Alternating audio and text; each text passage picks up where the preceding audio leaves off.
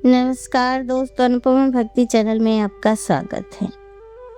आमलक्की यानी रंग भरी एकादशी 27 फरवरी 2026 शुक्रवार को पड़ेगी।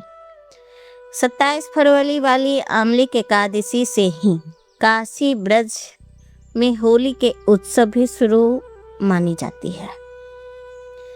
अगर आप व्रत रखने के लिए पूछ रहे तो वैष्णव एकादशी और स्मार्ट एकादशी 2 दिन की एकादशी होती है।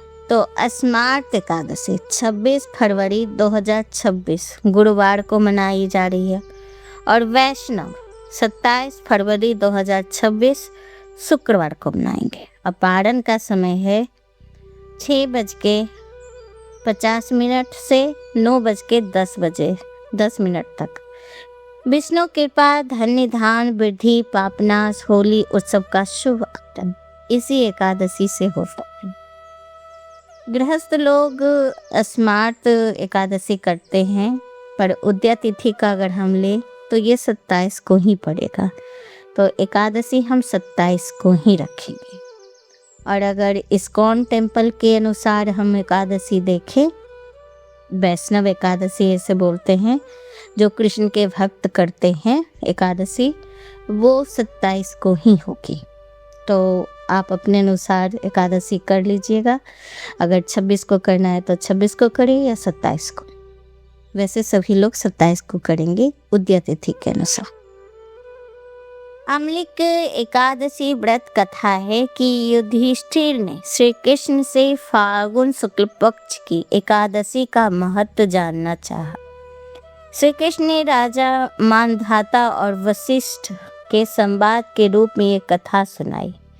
इस एकादशी का नाम आमलकी है, जो विष्णु लोक को प्राप्त कराती है।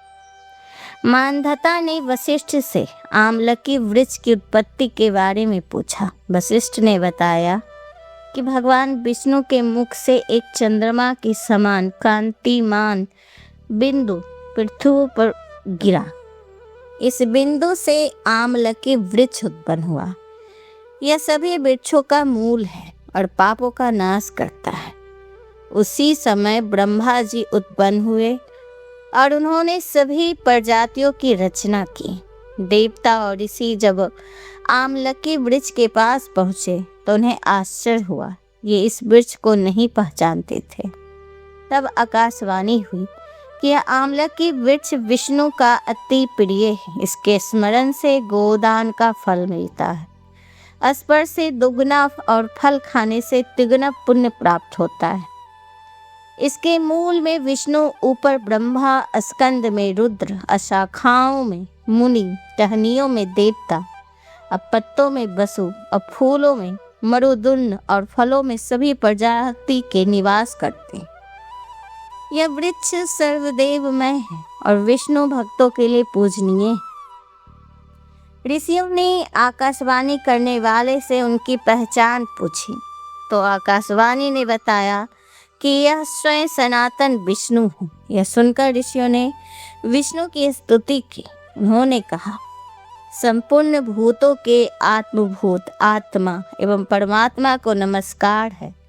अपनी महिमा से कभी अच्युत न होने वाले अच्युत को नित्य परमान अंतर्हित और परमेश्वर को बारंबार प्रणाम है।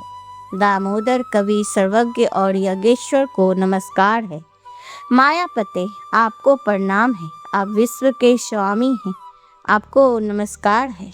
विष्णु प्रसन्न हुए और ऋषियों से वरदान मांगने को कहा। ऋषियों ने स्वर्ग और मोक्ष देने वाला व्रत मांगा। विष्णु ने बताया कि फाल्गुन शुक्ल पक्ष में पुष्प नक्षत्र युक्त द्वादशी को आमलकी एकादशी व्रत करना चाहिए।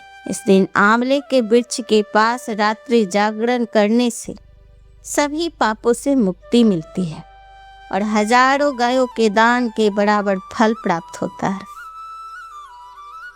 ऋषियों ने व्रत की विधि पूछी। विष्णु ने बताया कि एकादशी के दिन सुबह दातून करके संकल्प लेना चाहिए, हे पुंडरीकाक्ष, हे अच्युत, मैं एकादशी को निराहार रहकर दूसरे दिन भोजन करूंगा। आप मुझे शरण में रखें। इसके बाद पतित, चोर, पाखंडी, दुराचारी, मर्यादा भंग करने वाले और गुरु पत्नीगामी से बात नहीं करनी चाहिए। मन को वश में रखकर स्नान करना चाहिए। स्नान से पहले शरीर पर मिट्टी लगानी चाहिए। मिट्टी लगाने का मंत्र है अश्वकांते रथकांते विष्णुकांते वसुंधरे मूर्ति के हर में पापम जन्म कोट्याम समर्जितम, अर्थात वसुंधरे तुम्हारे ऊपर अश्व रथ चला करते हैं तथा वामन अवतार के समय भगवान विष्णु ने भी तुम्हें अपने पैरों से नापा था। मृत्यु के मैंने करोड़ों जन्मों में जो पाप किए मेरे उन सब पापों को हर लो। और स्नान मंत्र है तम माता सर्वभूतानाम जीवनम ततो रक्षकम, शब्द जो दिज्व जाति नाम रसानाम पतये नमः। श्रोताहम सर्वथेषु हृदय प्रश्नानेषु च नदीषु देव खातेषु इदम स्नानम तुम में भवेत, अर्थात जल की अधिष्ठात्री देवी माता तुम संपूर्ण भूतों के लिए जीवन, वही जीवन जो सदेज और उदेज जाति के जीवों की रक्षक है। तुम रसों की स्वामिनी हो, तुम्हें नमस्कार है। आज मैं संपूर्ण तीर्थों, कुंडों, झरनों, नदियों, देव संबंधों, सरोवरों में स्नान कर चुका। मेरे यह स्नान उक्त सभी स्नानों का फल देने वाला हूँ। विद्वान व्यक्ति को परशुराम जी की सोने की प्रतिमा बनवानी चाहिए। भोजन के बाद घर आकर पूजा करें, हवन करना चाहिए। फिर सभी सामग्री लेकर आंवले के वृक्ष के पास जाना चाहिए। वहाँ वृक्ष के चारों ओर जमीन साफ करनी चाहिए। शुद्ध भूमि में जल से भरे नए कलश की स्थापना करनी चाहिए। कलश में पंचामृत सुगंध डालकर चंदन लगाना चाहिए। फूलों की माला पहनाकर धूप दीप जलाना चाहिए। पूजा के लिए नए छाता, जूता, वस्त्र भी रखने चाहिए। कलश के ऊपर एक पात्र रखकर उसमें ताजे लाजे भरनी चाहिए और फिर उस पर परशुराम जी की प्रतिमा स्थापित करनी चाहिए। विभिन्न मंत्रों से परशुराम जी के चरणों में, घुटनों में और जांघों, कमर, पेट, छाती, बाह, गले, नाक और आदि माथे की पूजा करनी चाहिए। फिर फल से अर्घ्य देना चाहिए। जामदन्य दमोस्तुते गृहान धर्मिवम दत्तमालय क्या युतम हरे, अर्थात देवो देवेश्वरम जगदम्बिनी नंदन श्री विष्णु स्वरूप परशुराम जी आपको नमस्कार है, नमस्कार है। आंवले के फल के साथ दिया हुआ मेरा यह अर्घ्य ग्रहण कीजिए। इस व्रत के सभी तीर्थों के दर्शन और सभी दानों के बराबर फल मिलता है। यह सभी व्रत में उत्तम है। वशिष्ठ ने बताया कि विष्णु अंतर्धान हो गए। फिर सभी ऋषियों ने इस व्रत का पालन किया। श्री कृष्ण ने युधिष्ठिर से भी इस व्रत को करने का आग्रह किया। यह व्रत सभी पापों से मुक्त करता है। कहते हैं कि इस दिन आंवले के वृक्ष में भगवान विष्णु का वास माना जाता है और जो इस व्रत को करता है उसे अश्वमेध यज्ञ के समान फल मिलता है। प्राचीन नगर में वैदेश नाम की नगरी में एक धर्मात्मा राजा राज्य करता था। राजा चित्ररथ राजा ही नहीं, पूरी प्रजा एकादशी का व्रत रखती थी। एक दिन आंवले की एकादशी आई। सभी लोग आंवले के वृक्ष के नीचे कलश स्थापित कर भगवान विष्णु की पूजा करने लगे। दीप जल रहे थे, भजन हो रहे थे, रात्रि जागरण चल रहा था। उसी समय थका हुआ शिकारी वहां पहुंचा। वह भूखा था, प्यासा था और हिंसा से भरा जीवन जीता था। लेकिन उस दिन वह वहीं बैठ गया, पूरी रात जागता रहा, भगवान की कथा सुनता रहा और अनजाने में उसने एकादशी का व्रत हो गया। कुछ समय बाद उस शिकारी की मृत्यु हो गई, पर अगले जन्म में वह बना एक तेजस्वी और धर्मात्मा राजा। क्यों? क्योंकि उसने आंवले की एकादशी का व्रत किया था। इसी दिन से काशी और ब्रज में होली का उत्सव शुरू होता है। कहा जाता है इस दिन भगवान शिव माता पार्वती को लेकर काशी में प्रवेश करते हैं और पहली बार गुलाल उड़ता है। इसीलिए इसे कहते हैं रंग भरी एकादशी। आंवले के वृक्ष की पूजा का बहुत महत्व है और अगर आप ये एकादशी करें तो विष्णु सहस्त्र नाम का पाठ भी करें, क्योंकि हमने इससे पहले विष्णु सहस्त्र नाम पाठ करने के कारण बताए थे आप लोग को कि कब कब पढ़ना चाहिए और इससे क्या फायदे होते हैं। ओम नमो भगवते वासुदेवाय, इस मंत्र का जाप करना चाहिए। उस दिन कोशिश करें कि फलाहार रहें, फल पे रहें, तो सारे फल के आपको मिल जाएंगे। पाप नाश, धन समृद्धि, विष्णु कृपा और अंत में मोक्ष। जैसा कि हमने बताया कि एक शिकारी जिसने जीवन भर पाप किया, सिर्फ एक रात भगवान के चरणों में बैठा और उसका जीवन बदल गया। तो सोचिए, अगर हम श्रद्धा से व्रत करें तो हमारा जीवन कितना प्रकाश आएगा। अगर आप भी चाहते कि भगवान विष्णु की कृपा, तो कमेंट में ज़रूर लिखिएगा ओम नमो भगवते वासुदेवाय नमः। और मेरे चैनल को सब्सक्राइब ज़रूर करिए, हमें कुछ ही सब्सक्राइब की ज़रूरत है। प्लीज़ सपोर्ट कीजिए, मेरी आप लोग से विनती है।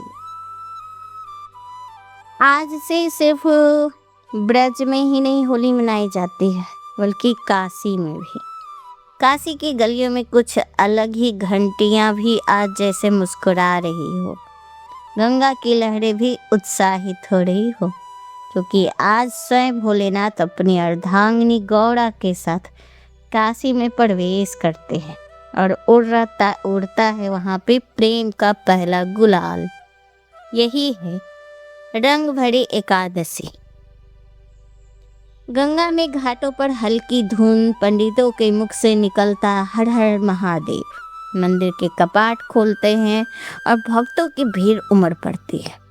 हर किसी की आंखों में एक ही इंतजार, आज बाबा विश्वनाथ अपनी दुल्हन को घर लाएंगे। मान्यता है माता पार्वती से विवाह के बाद भगवान शिव पहली बार उन्हें काशी लेकर आते हैं, और काशी जो शिव की प्रिय नगरी है। आज गौड़ा का गृह प्रवेश है। भक्त क्या करते हैं? गुलाल उड़ाते, ढोल बजाते और कहते हैं बाबा की गौड़ा आई है।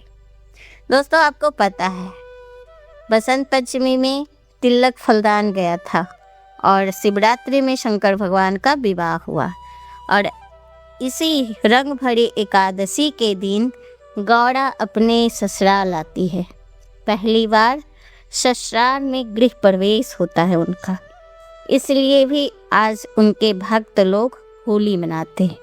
तो एक तरह से ये रंग भरी एकादशी इसीलिए कहा जाता है क्योंकि इस दिन शिव अपने साथ गौड़ा को अपने प्रिय नगरी काशी लेके आते।